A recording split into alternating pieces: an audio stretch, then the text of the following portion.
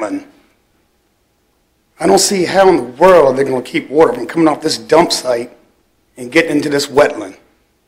It's going into Reedy Creek, goes into Mattaponi, York, in the bay. I have not met one single person in Reedy Church or Mattaponi District that is for this dump. This dump is not progress for this county. I think that most people would agree they'd rather pay a higher tax than see a landfill coming to this county. This landfill is not progress, gentlemen.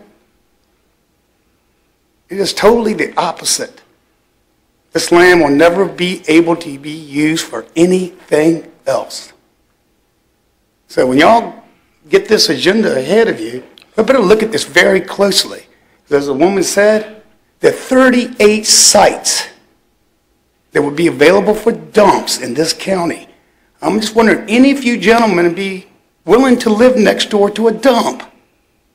Because that's what you're asking a lot of people in Reedy Church area to do. And they're not for it. They're totally against it. So I'd appreciate if you kept that in mind when the time comes. Thank you very much. Thank you, sir. Are the other persons wanting to speak? Yes, I'm Wilbert Whitaker in the Mattaponi District and Board of Supervisors. I speak tonight in opposition of the proposed landfill off Route 301. I was born and raised in this county, and I've been a taxpayer all my life. I understand the growth and raising revenue, but at what long-term cost? I've spoken with hundreds of citizens in Caroline County, and the overwhelming majority of the people I've spoke with are dead against this. I beg you, let's don't take the easy route, take a dump just to increase revenue. Roll up your sleeves. Let's work to bring good and welcome growth to Caroline County. Let's build a county we can be proud of and a strong county to pass on to our kids. Growth is good, but shouldn't be done without a lot of thought and research. There will be bigger and better opportunities that don't have to include a dump. Let's show some Caroline pride and do what's best for our county. But most of all, let's listen to our citizens. Thank you for your time. Thank you, sir.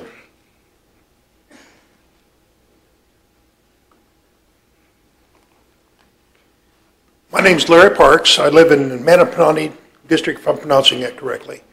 Relatively newcomer to the county. We've been here for about 10 years. I was born about 80 miles north of here. And, you know, when I've listened to the discussion of what this liner is going to be like in the dump, they say it's rated to last 150 years.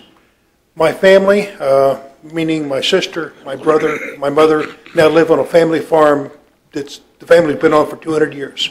I know people out here in the audience that are sitting on family property that's been in their families for that amount of time. So you stop and think about 150 years and look at you gentlemen, and most of you are half that age now. So if you've got a grandchild or a great-grandchild that's, you know, 2 or 3 or 4 years old, that's your lifetime and that child's lifetime. And this landfill's going to, I mean, the liner's going to fail. So, you know, think about what's going to happen. When it fails, it's going to affect the surface water. It's going to affect Reedy Creek. It's going to affect those properties right around it. Oh, by the way, I'm one of those adjacent properties. And this is just a bad idea. And, you know, just a bad idea. Thank you very much. Thank you, sir. For the record, I'm not half that age. But Mr. Black, you really should feel bad.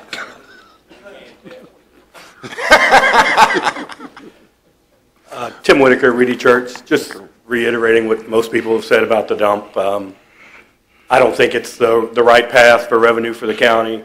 It's a rural zoning area now for a reason. It's an agricultural zoning area now for a reason. To make an exception, to put in a dump, rezone it to indoor. What's the point of being rural or agricultural to start with? So that's my point. Every public hearing has been overwhelming majority of the citizens are against it. I hope that's getting through. I think it probably is, but I guess we'll see. Thanks. What's your name, sir? Say again? Could you tell me your last name? Whitaker. Whitaker, okay. That was my older brother came up here, and like he said, it's a funny story. I went on Ancestry. We've been here forever. So. Thank you, sir.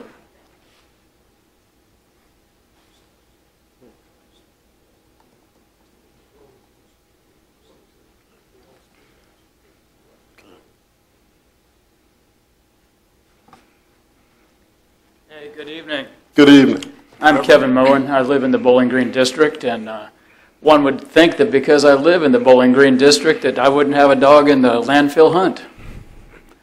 I get my water from the town of Bowling Green. But I do have a dog in the hunt. I have the pleasure of being the pastor of the Concord Baptist Church in Frog Level, a congregation that's been ministering and serving in this community, county, commonwealth, and creation for 174 years.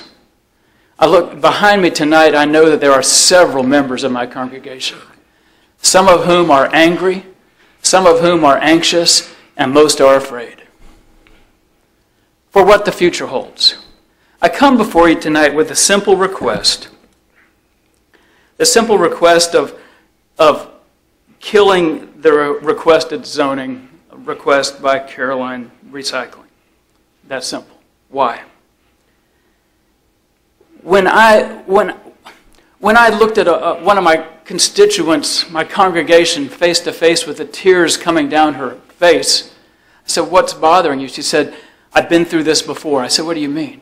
Having moved here just from 2 counties up a decade ago, having moved into their retirement dream home designed by their architect son, thinking they were going to spend the rest of their time in bucolic Caroline, and then with the fear and the anxiety and those feelings that are coming back again after watching Stafford develop in her backyard. So they escaped to what we enjoy as Caroline County. Thank you, Mr. Underwood and Mr. Thomas and Mr. Seeley for attending those meetings at the Rurtan and at Mr. Underwood's meeting. If others of you were there and I didn't see you, I'm sorry. It was some interesting times together. Somewhat kin at times to a WWE Battle Royale, where lots of voices were heard, most of which, matter of fact, I think all but 2 voices were negative. A small microcosm of the Reedy Church and the Mattaponi districts. Only a probably total of 250 individuals showed up at those. But there were 250 voices that were experiencing some anger and some real angst. I have not lived here for generations like many of our folks have. I've just been here, since 2003, and have been grateful for what I've enjoyed here. But, I also heard something that many folks were saying, if you can't kill the zoning amendment, allow the people to speak for you, such as a referendum in November, not in May or June, but in November. Put it on the ballot and allow the people to decide. Don't take the 30 pieces of silver, as attractive as it may seem, and then feel regret later on. But allow the people then to decide for you. I would encourage you, if you can't kill the zoning amendment, to at least consider a ballot referendum. Thank you so much. Thank you. Are there other persons who wish to speak at this time?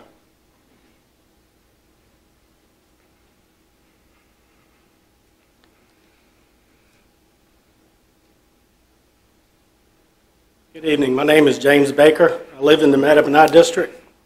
I'm here to voice my opposition to the proposed tax amendments in landfill. I have lived within 2 miles of proposed landfill location all my life. I worry about the effects this would have on property values. I also worry about the environmental impacts that this facility could cause. I am concerned about the possible contamination of our water system. I worry what materials would be brought to our area.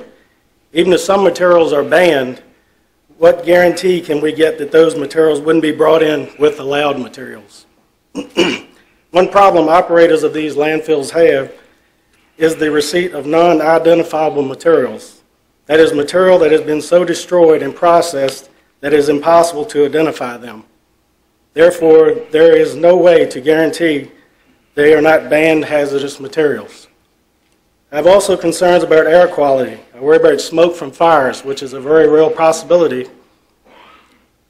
I am worried about particles from debris being transported through the air. I am concerned about odors from this facility. One, odors are a problem that are a common complaint from residents living near this type of landfill. I know they say odors wouldn't be a problem, but all landfills are biologically active, therefore producing gases and odor. One odor problem from these types of landfills is from hydrogen sulfide, which emits a rotten egg smell. One material that produces this is pulverized wallboard. I would certainly believe that product would be in demolition waste. One site in Ohio had approximately 2,000 complaints from over 100 citizens about odors. Another issue I've had is the proposed location of this facility. From a logistical viewpoint, I don't see the benefits of this location. I don't believe this area has the infrastructure to support this facility. I especially feel the road system is inadequate for this facility. 301 is a 2-lane road with limited passing zones. I drive it every day to and from work. I already see a lot of people taking unwise chances to get past vehicles. The great increase in truck traffic would greatly increase the possibilities of accidents, resulting in injuries and possible death. I also wonder about the wear and tear of the roads from the great increase in truck traffic. What would the increased cost of maintenance be due to this wear and tear? I feel that a facility like this should be near an interstate or 4-lane road. Lastly, I would just like to say that we citizens elected you, the board, to represent us and have a voice for us. I am asking you to please hear our voices and speak for us. Say no to these text amendments and proposed landfill. We do not need nor want this in our beautiful Caroline County. Thank you. Thank you, sir. Are there other persons who wish to speak at this time?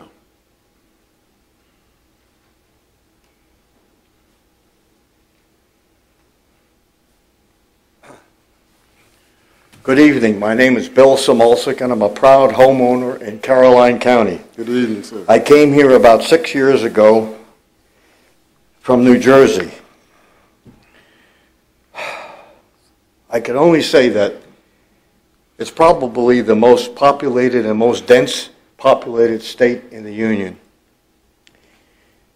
What I have seen over the years I lived up there is ludicrous. People with money, people with bright ideas on how to make more money, come up with all kinds of ideas like landfills. Yes, it's necessary. Where do you put it? I don't know. I don't think it should be in Caroline County. There are so many other ways that revenue for taxation can be made. And among those ways, which I was against a landfill in New Jersey about 15 years ago, nearby where I lived.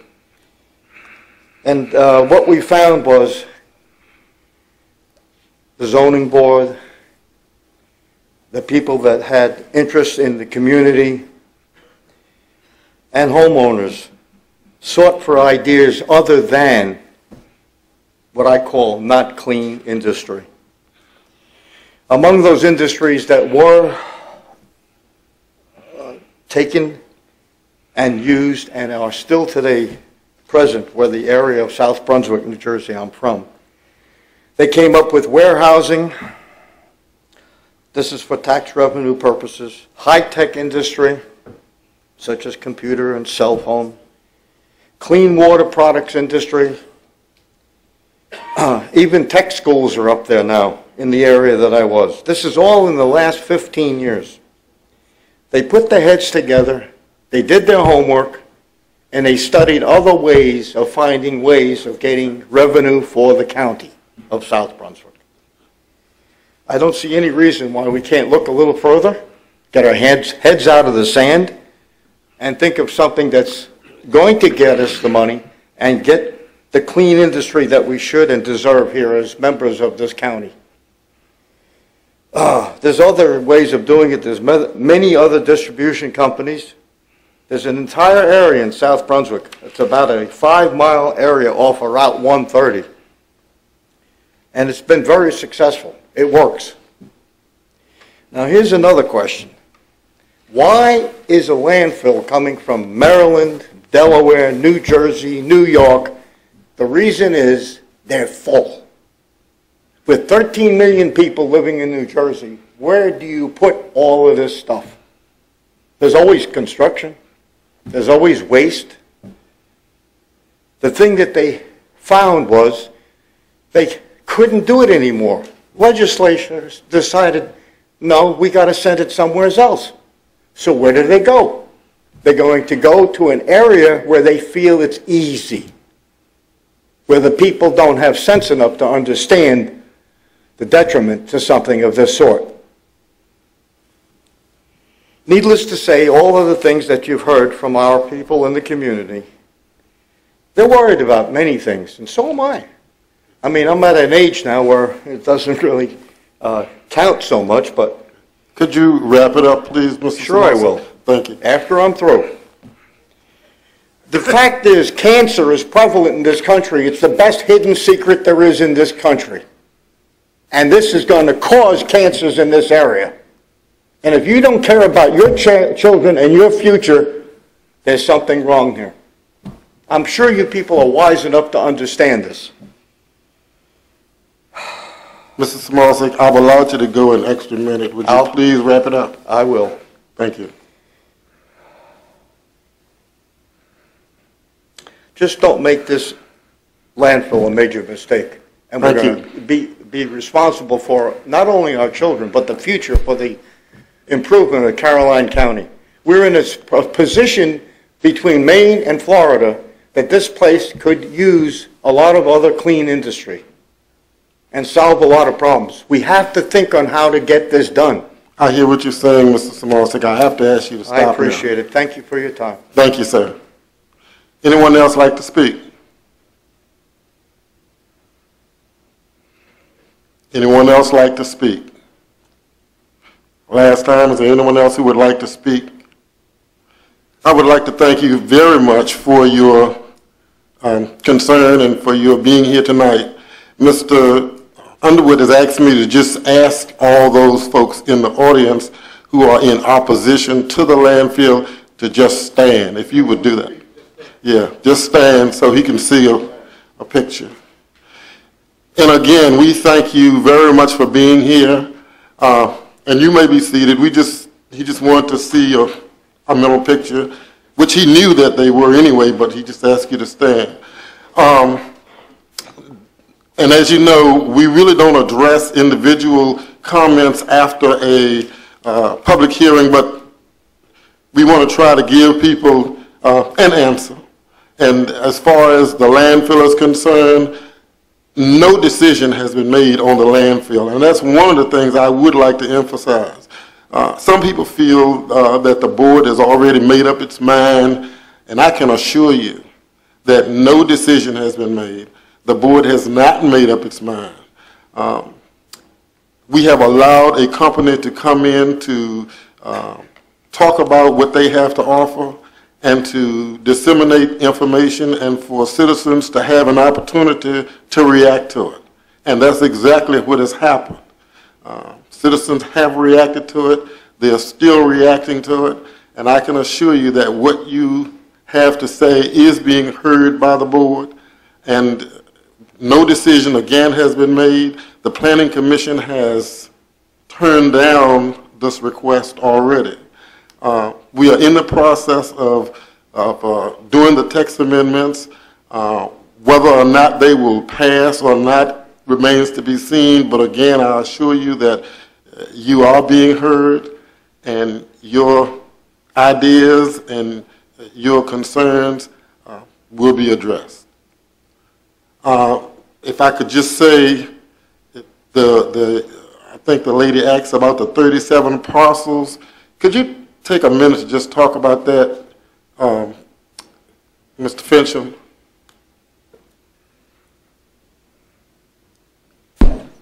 Mr. Chairman, that same question was asked by several members of the Planning Commission. What that was a GIS analysis of parcels in the county that met the proposed development standards, minimum parcel size, access, et cetera, et cetera. So it was just a quick snapshot. How many properties in Caroline County might qualify for this type of use? Okay. Okay. In addition to that, I think there was some talk about the funding, school funding, I believe band uniforms, and as Mr. Payne said, you know, and not passing the buck, but we do try and provide as much. We do try and provide as much financial assistance to the school system as we can.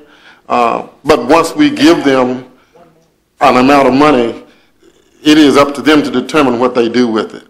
But we are going to be meeting with the schools, and we'll be talking with them, and we'll do everything we can to try to provide as much assistance financially to the school system as possible. And to the young man who talked about the Stop the Violence, I thank you for being here, and I would ask that you talk to Mr. Pardon, who's sitting right there. When you get your program together, if you want to come to the board to make a formal presentation to the board, we welcome you to do that. We'll give you the opportunity to do that, and Mr. Pardon can tell you the specifics of how you go about making that happen. Okay. Mr. Chairman? Yes. Could I help on that same note? Mr.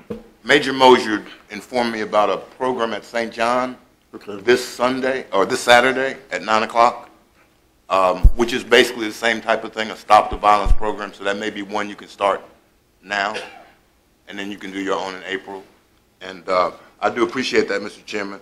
And I spoke to Mrs. Satterwhite yesterday or day before yesterday, and she knows exactly how I feel. If you want to ask her, she'll tell you. Thank you, sir. Thank you. Okay, let's move along to agenda item number 5. Let me just close the public comment. We will declare the public comment now closed.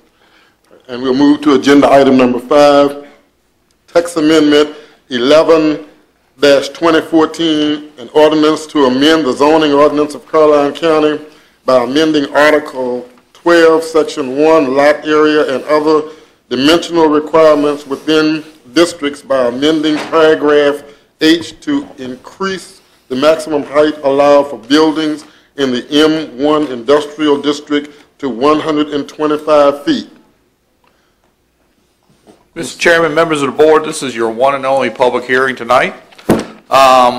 As the board is aware, when looking at industrial development opportunities in the county, we're always faced with changing situations regarding the needs of industry. The proposed text amendment before you tonight is actually similar to an amendment the board considered several years ago for McKesson, where we had prospective industry in the county. Their needs for their specific industry necessitated an amendment to the zoning ordinance to actually increase the height of the structure. The request before you tonight is from a similar circumstance. We have a situation where we've been apprised of through other departments in the county where we have industrial users in need of limited amendments to our ordinance to increase the height of their structures. Might be based upon equipment storage, storage systems, et cetera, et cetera. The proposed amendment would allow an increase in the height of an industrial structure.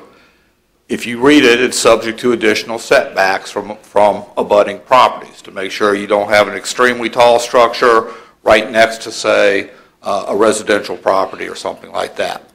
In a nutshell, this is the next iteration in terms of industrial needs for perspective and potentially expansion of existing industries in the county relative to their operations. With that, I'll address any questions the board may have. Does board members have questions for Mr. Fincham prior to the public hearing? If not, at this time, I will open the public hearing for text amendment 11, 2014 as presented. Is there anyone who would like to speak regarding this matter? Is there anyone who would like to speak regarding this matter?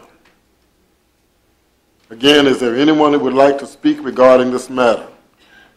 Seeing no one with the desire to speak, I will declare the public hearing closed, and I will ask the board how they would like to proceed with this text amendment. Mr. Chairman, since this was a text amendment for prospective business, I would make a motion that we approve it. Okay, is there a second? Second. It's been moved and properly second that we would approve text amendment 11, 2014 as presented. All in favor, let it be known by saying aye. Can we have discussion? Oh, I'm sorry. I'm sorry. Is there discussion? Yes, sir. Okay, Mr. Black? Yeah, the only thing that I saw, and it's been a question that I had, is in dealing with structures that are this high in the county, I don't think we have one that would be this high. It would be the tallest building in the county if it came in, correct? Yes, sir. Okay. And I guess the only question I would have on this is dealing with fire suppression. As far as can we handle that? As far as do we have the water pressure? Do we have? I mean, that would be, I guess, the big concern. And I don't know if that's something that you can answer, or the fire chief can answer. Or, is that something that's been addressed? That would have to be addressed during the building design process. But Mr. Schiebel is here, can address that question from the utility perspective, and Mr. Whiteman may want to address that from the building code perspective. But that's an issue we routinely have to address with any industrial building, is ensuring adequate pressure and flow. Mr. Black, any such buildings like that they would end up with a fire pump and probably on-site storage, and I mean it all has to be designed to meet the fire code. Now we probably don't have an apparatus that'll go up that high, but that would be sprinkled and meet all of the building code requirements, and then on the utility side would have pressurized pumps that would come on and fight that fire. They'd have to have their own storage tank, That's basically. right, their own capacity of water, that's correct. Sprinkler system, so it's all self-contained. That is correct. Okay. Other discussion? Okay. Okay. It has been moved and properly seconded that we approve text amendment 11, 2014 as presented. All in favor, let it be known by saying aye. Aye. All opposed, motion carries unanimously. It takes us to new business. Agenda item 7, the first reading of the proposed text amendment, text 03 through text 05, 2014, temporary quarters in M1 district. Mr. Fincham.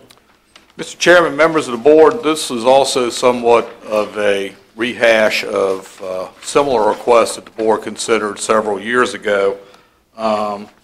We have an existing industry in the county that does a lot of governmental work as well as large systems for private contracts. They're in the one aspect of their facility is designing new systems. They have approached the county about the potential for temporary quarters for contractors or for their own employees that might come from another facility elsewhere throughout the United States for a specific project that they may be on site for 30, 60, 90 days, something like that, relative to a specific project.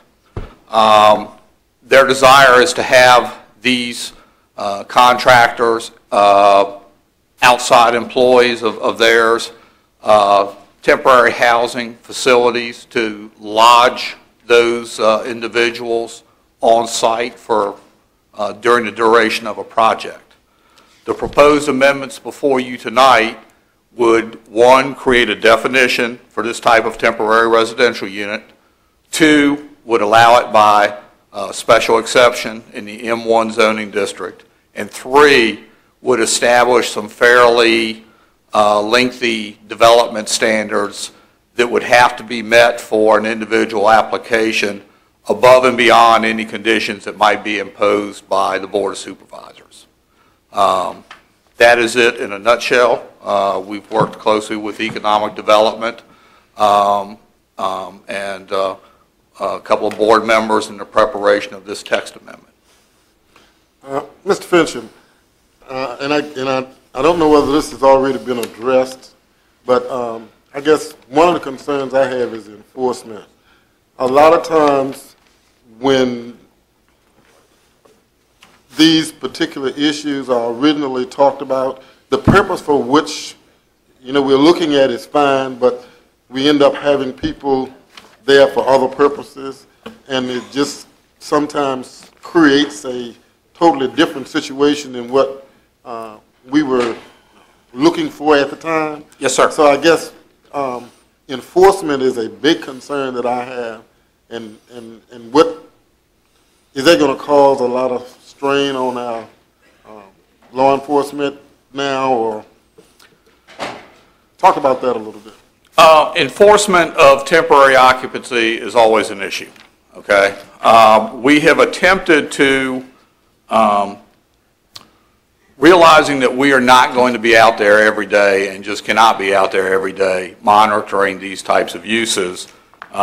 Within the standards, we tried to limit it to certain types of uses. A secured facility, so where it's not open to the public, you just can't go in and out of sight.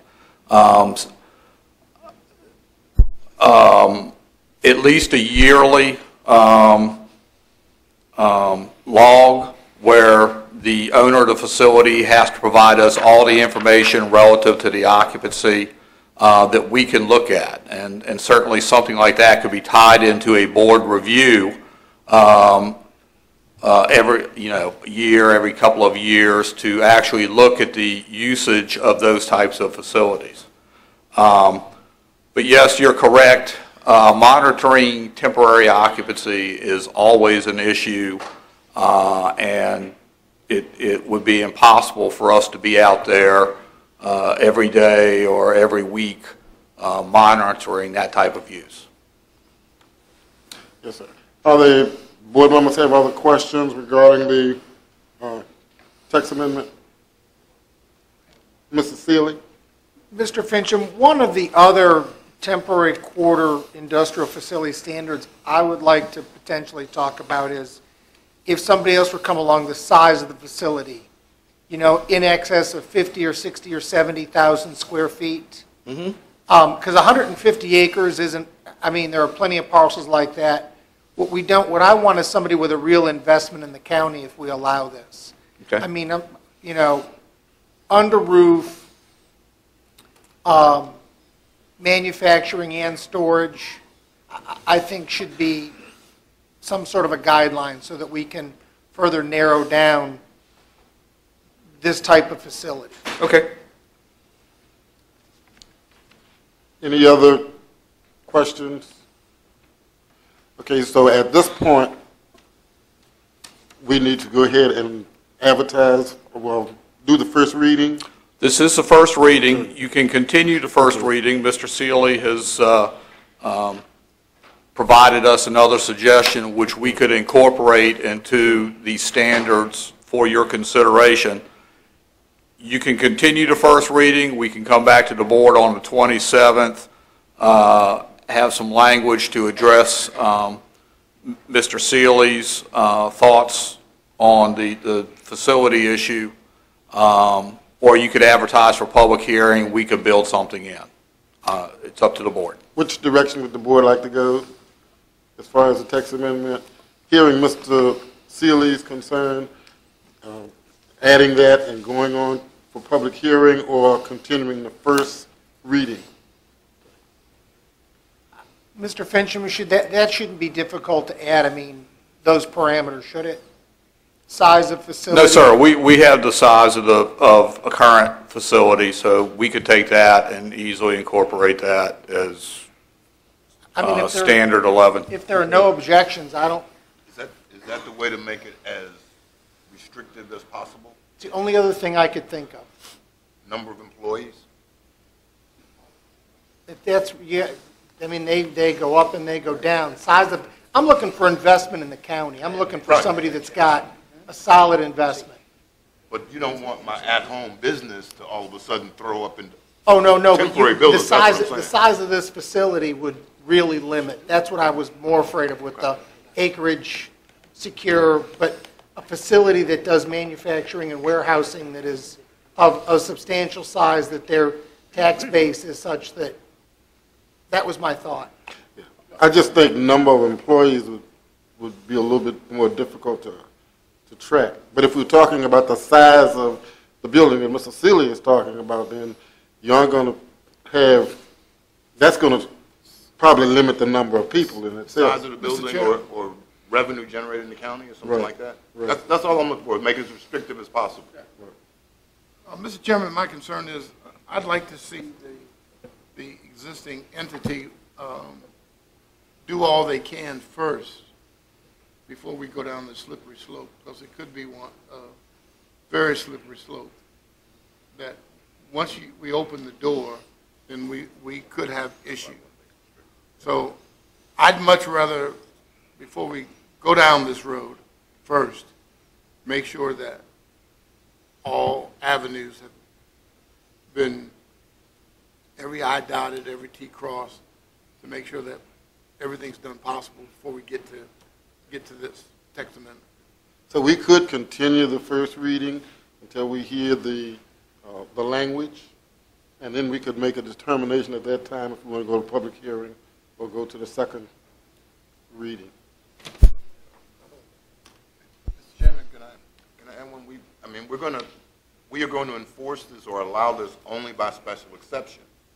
So by special exception, each application is judged on its own merits. And I understand Mr. Underwood's concern of if I do one, the next one is easier. But we're also making it as restrictive as possible. So, as I said before, my home-based business can't throw up buildings in the backyard to all of a sudden do this. It's going to be restricted. It's going to be by special exception. I understand his concerns, but I think we should go ahead and move along, because we've already lost one business that wanted to do this, and now we are trying to assist a second one who wants to do this. So I see what you're saying, but we can restrict them with, with special exception. Might I offer a suggestion? Certainly. The earliest public hearing you could have would be your February 10th meeting, which I believe is your only February meeting. We could continue this to, continue the first reading to the 27th with the idea that we're shooting for a public hearing at February 10th. And if we still have concerns after the continued first reading on the 27th, the board can always vote not to hold the public hearing on the 10th. Chairman? Sounds good. Mr. Chairman? Pardon? We would already have advertised for that, though. If you're going to have it on the 10th of February, we're going to have to advertise before the 27th of January. It would, yeah. We'd have to put a retraction in the paper at the next meeting. Mr. Chairman? Mr. Black? I just have a question dealing with this, I'm sorry. As far as this is concerned, is there precedent in other localities to do this? Have other localities done something like this? I guess that's the only thing is there a guideline to go by? I mean, that's the only, Mr. Underwood had talked a little bit of concern about precedent and stuff like that. I was just wondering if, I would imagine that when something like this happens, they would put their employees in extended stay hotels and so forth, and I don't think we have those per se in Caroline. But I was just wondering if there's any sort of precedent where other localities have done this. Not much. Okay. All right, so this would be unique. Okay, thank you. We do have extended, do we not? Isn't the studio, No. whatever? No, sir. That's not legal. They advertise extended stay, but they're not But legal. they're doing it. And that's what bothers me with this, is the fact that you could very well approve it. And as you say, it's not legal, but they do it. I just believe personally that there should be more discussion, more thought about it. But again, feel like it's, Okay, if we advertise it for the 10th of February, we would have to start that advertising process now. If we got to the 27th and we did not like the language or wanted to change, then we would have to do something like a retraction if we did not want it to go to. If you did not want to go to public hearing.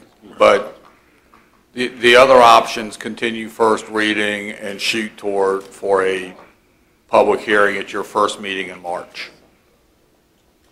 If the board as a whole is comfortable with an amendment.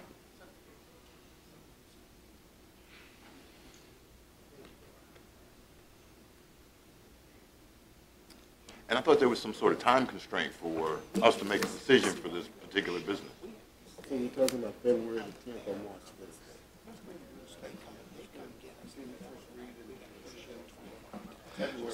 Okay, it seems that the consensus seems to be to continue the first reading until January 27th and do not advertise a public hearing. We probably will look at sometime in March.